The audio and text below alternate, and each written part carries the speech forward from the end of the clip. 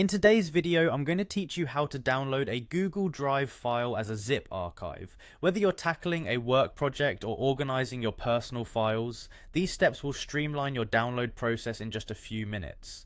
This guide is perfect for anyone who wants a clear and easy method to save their Google Drive files in a compressed zip format on their computer. Let's dive right in.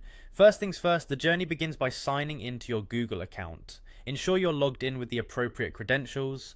Once signed in, navigate to Google Drive. You can do this by searching for Google Drive in your web browser, or if you prefer, directly entering the URL drive.google.com into your address bar. Welcome to your Google Drive home, the central hub for all your stored files and folders.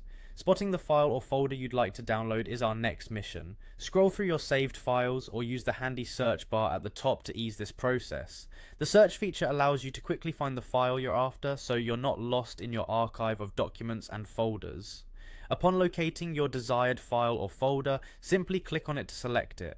You'll notice a pleasant change in color or a check mark next to your selection, indicating that it's ready for the next step.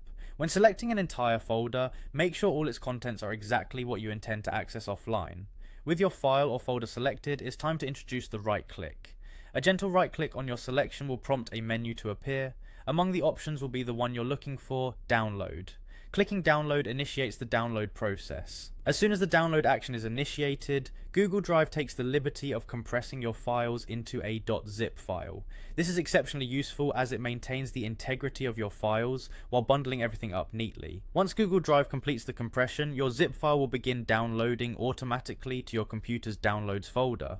Depending on your browser and settings, you might see a pop-up asking for confirmation or where you'd like to save the file. In most cases though, it saves directly to Downloads, making it easy to find. To wrap things up, you're going to want to access your freshly downloaded content.